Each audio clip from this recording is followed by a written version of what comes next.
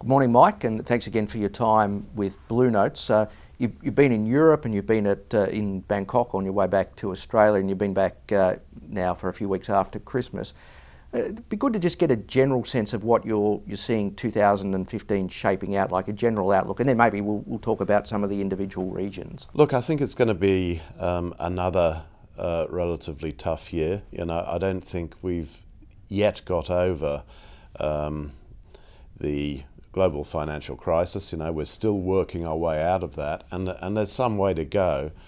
And I think that if you look around the world, there are mixed signs, but if you were looking for an overall positive trend, it's still not there globally. So I think we can expect low global growth, but at least it's positive. At least it's not in the negative region. But looking around the region, I mean, Europe is, and I was, as you said, I was in Europe last week, and it's pretty gloomy actually when you look at the dynamic and the business dynamic there. Where is it going to go? Well, I think there's just more and more uncertainty. I think the issue obviously with the Swiss adjustment in terms of the Swiss franc took everybody by surprise.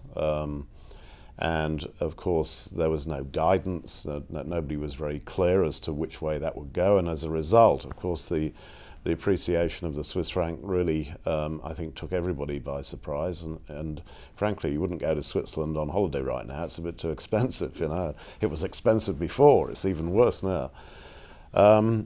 Greece, of course, is another issue. Where is that political uncertainty? Where does that all end? Will Greece stay in the euro, or will it come out? It's hard to see that there's no, it's sort of lose-lose rather than a win-win situation. I can't see there's anything good coming out of this, and that's going to create more volatility. We had the European Central Bank perhaps getting out a bigger bazooka than people thought. Yeah, I mean, Mario Draghi, I guess, had limited options, really. I mean, you only play that card once, and therefore you've got to make it really work. But time will tell, and it's very different from doing it with the one currency, which is of course over several countries with different fiscal policy, than it is in, say, somewhere like the US, where you just have the one currency and the one economy. And let's just see how that goes. But there are limited options, I think, and certainly I think the euro is going to come under a bit of pressure. And you did have a chance to catch up with American bankers as well. The American economy does look a lot better. Yeah, look, I think for the US banks, the issue for them is still regulation, to be perfectly honest. I mean, it's for all banks. I mean, the international concern of bank CEOs is still about where does regulation go.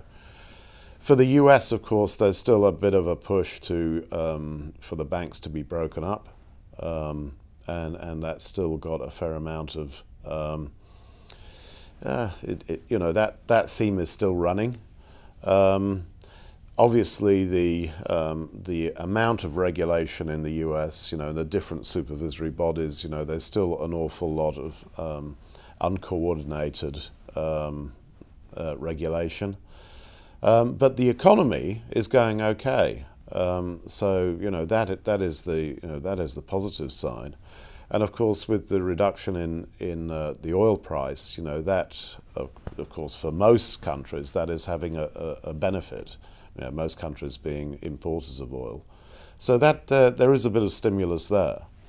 But the US overall is looking pretty good actually, and certainly that's going to be a very important part of global growth for this year. And when you're in Bangkok, when you look at our region here, Australia, New Zealand, the Pacific, and particularly Asia, does Asia look like it's going to be on the sort of US positive side? I think it is. I think it is. There's still a lot of skepticism, I think, and doubt. People talk about China slowing. Well, China's slowing deliberately. And, if you think about slowing to 7%, that's like growing at 10% 5 years ago. you know, in terms of the sheer size of what is being produced. So I'm not too worried about Asia, you know, and I think that where the biggest concern was, as QE got tightened from the US, was that money going to leave Asia? Now, the issue is that there's so much liquidity being created globally, you know, not only in the US, but also now in Europe, in the UK, in Japan, that frankly the liquidity pools are still very, very significant, and Asia is an obvious home. You know, I think the game for 2015 is still going to be a yield play. People are going to be looking, investors are going to be looking for yield.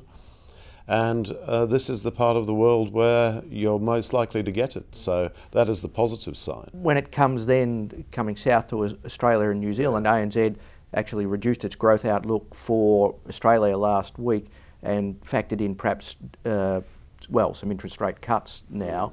How do you see Australia? Look, I still see Australia as relatively well placed. There's no doubt that commodity prices are having an effect, but that's been mitigated somewhat by the reduction in the Aussie dollar, and that will create some stimulus. So I'm still not too worried by the Australian economy. I think there's still a lack of confidence, business confidence. People are still really are looking around the rest of the world and saying, well, what's different here? But it is different. No, I'm still, you know, a little bit more optimistic. Interest rate cuts, I know that the House view is that there will be some. I think if I was the central bank, I would wait and just see how this plays out, because if the currency can take most of the shock, it's a much better way to deal with it. And of course it does leave you the option of interest rate or monetary policy later. Your sense then is that it's more a confidence thing, looking out at the world in Australia rather than... I think so, yeah, I think rather than structurally. Having said that, there's still got to be a need for more reform. I mean, quite clearly economic reform has got to continue to happen, and we have to make that adjustment to the models of yesterday to fit today. And of course that process has to continue. But I think if you look at the big picture, you know, the outlook is not that bad. On that slightly cheerier note, Mike, thanks very much for your time. Okay, Andrew.